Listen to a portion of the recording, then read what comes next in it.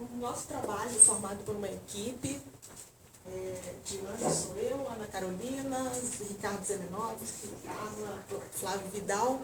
Os professores são de cursos diferentes. A Ana Carolina é da área de comunicação e trabalha com gestão. O professor Ricardo, engenharia elétrica. A professora Carla e professor Flávio, ciência da professora Carla, robótica. Professor Flávio, ciência da computação. Então, eu vim mostrar para vocês uma experiência que a gente fez para a formação de equipe de projeto, para desenvolver um projeto em um determinado tema. Lá na Faculdade de Tecnologia da Universidade de Brasília, a gente já tem feito experiências com projetos integradores, com disciplinas formais, dentro de disciplinas, mas o que eu vou mostrar hoje é uma equipe de projeto independente das disciplinas formais. Então, define-se um tema e organiza-se o ambiente de aprendizagem, forma-se a equipe. Bom, para dar uma ideia de como as consultorias nessa área de inovação trabalham com modelos, né? Então, um exemplo de modelo que envolve idealização, conceituação, experimentação e implementação, e que levam a características dentro de cada uma dessas fases definidas em função da competência dos profissionais que atuam, né, em inovação. Então, só a título de ilustração, idealizador, conceituador, experimentador e implementador, com algumas características que são verificadas nesses profissionais. Como a gente faz, então, para desenvolver essas competências no nosso aluno, no estudante em formação? A ideia é inserir o indivíduo dentro de um ambiente em que ele tem atitudes desejáveis, né? Mas isso dentro de um processo. Essas atitudes devem ser correntes, repetidas, exigidas, exemplificadas. Bom, então a ideia é de criar um ambiente em que as atitudes do aprendiz sejam atitudes desejáveis, de tal forma em que ele consiga desenvolver competências. O ambiente é motivador.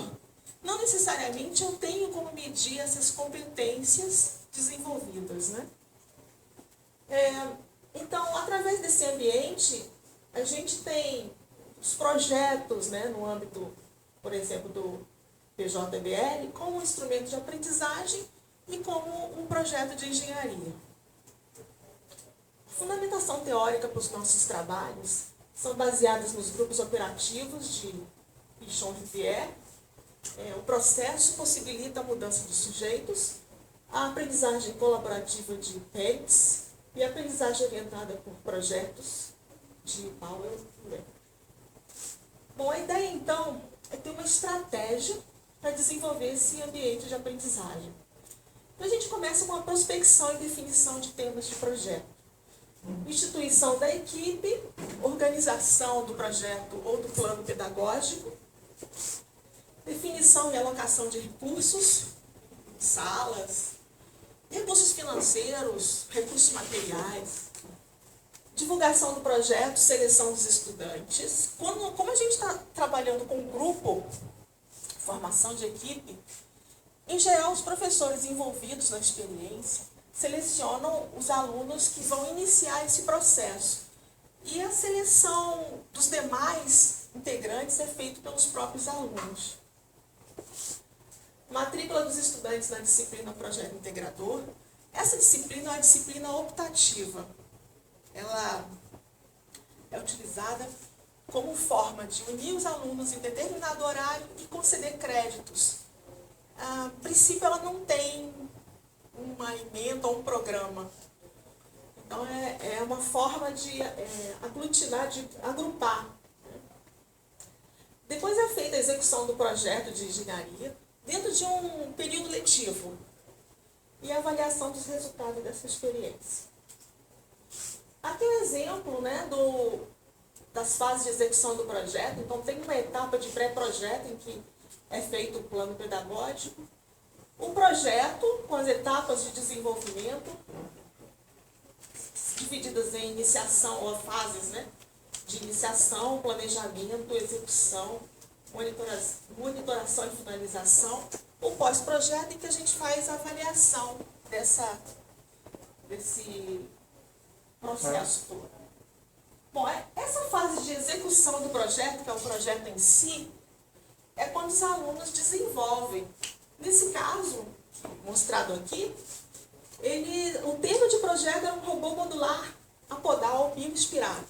Isso é um tema muito complexo, ou pelo menos parece a princípio. Para desenvolver esse projeto, a gente precisa ter alunos com competências diversas em várias áreas. Então a gente formou uma equipe com alunos de engenharia mecânica, mecatrônica, computação, redes, design ou desenho industrial. Essa equipe tinha de 12 alunos. Essa experiência aconteceu no primeiro semestre de 2015. Um semestre, a gente saiu do tema de projeto para o protótipo desenvolvido. Então, aqui são as etapas, né, desde o estudo bioinspirado em cima do movimento das cobras, o projeto, as fases de projeto eletrônico, simulação, análise, o protótipo desenvolvido e lá no final as propostas para projetos futuros. Aqui são as áreas envolvidas, que eu já comentei, os desafios que eles encontraram, quer dizer, problemas em desenvolver o sistema de alimentação, com ou sem cabo, o estudo do atrito para movimentação, baseado no movimento de cobras, a geometria, como é que eu vou reduzir o atrito para prover esse movimento, o ambiente é sujo, é úmido, a comunicação de dados, como vai ser feita, a fusão de sensores, que é extremamente complexo. Bom, como resultado final, a gente teve, em termos de produtos de aprendizagem, o protótipo desenvolvido. Em relação ao processo de aprendizagem, dificuldades e soluções em cima de recursos humanos, materiais, contato com fornecedores, a própria seleção da equipe, né, envolvida nos recursos humanos, a gestão do projeto, os prazos administrados, os conflitos resolvidos e as competências que foram facilitadas. Não vou dizer que eles conseguiram alcançar as competências, mas eles chegaram ao resultado que foi o desenvolvimento do protótipo. Então, questionamento, autonomia, colaboração, relações pessoais, associação de ideias. E, por fim, chegamos aos nossos objetivos em um semestre. Ok?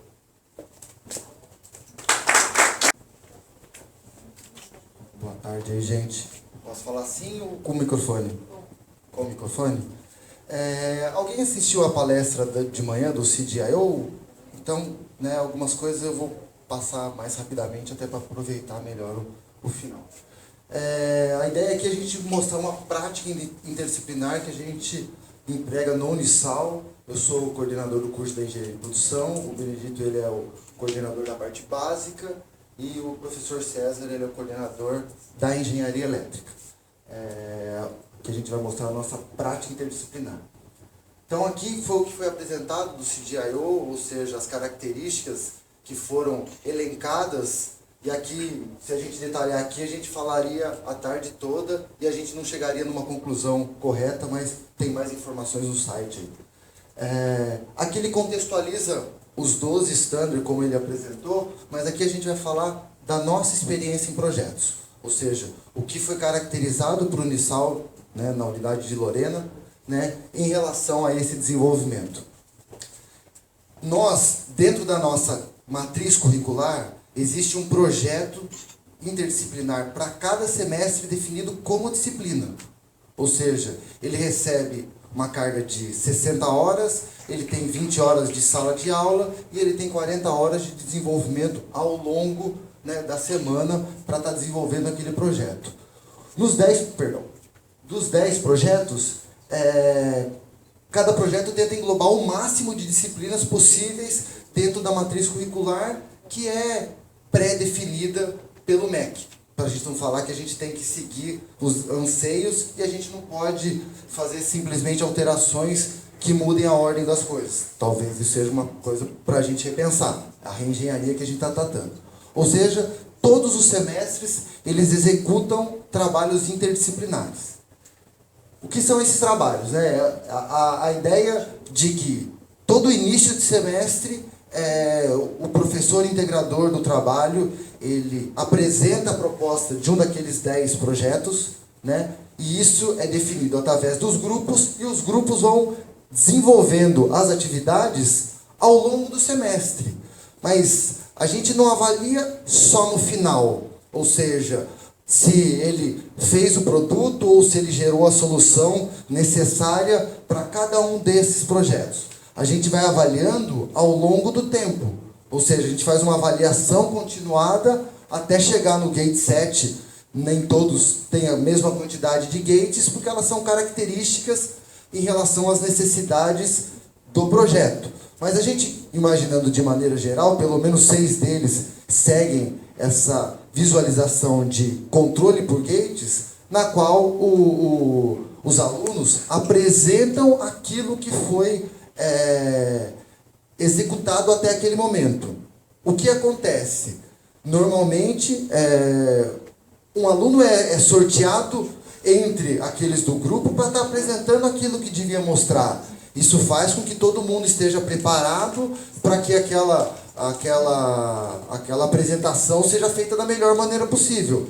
Não tem como o aluno se esconder num grupo, no sentido de não estar realizando, até porque ele pode ser um dos considerados para estar apresentando determinada característica ao longo do tempo. No final, se espera que na apresentação final estejam todos presentes, né, no sentido de ter uma apresentação daquilo que foi realizado.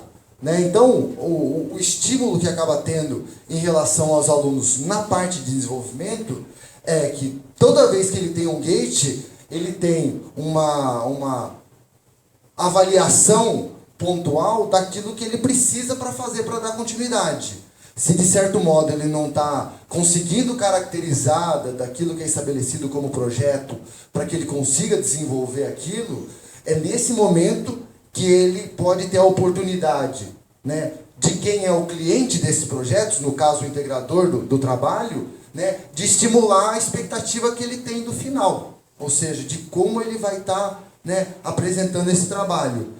E as disciplinas que fazem parte desse projeto atuam como os especialistas de cada área, para que ele possa estar desenvolvendo, né, de certo modo, pontualmente aquele conceito para aquele determinado projeto. Ou seja, né, não só a integração do projeto, né, de forma sistêmica, ou seja, de trazer um controle de avaliação contínuo, mas de também uma característica de exposição dos alunos perante os especialistas. Ele não pode de repente falar, eu não tinha em quem me acudir, quem tirar minha dúvida. Né? Tinha realmente os professores ali para estar auxiliando naquilo que eles precisavam desenvolver. Né?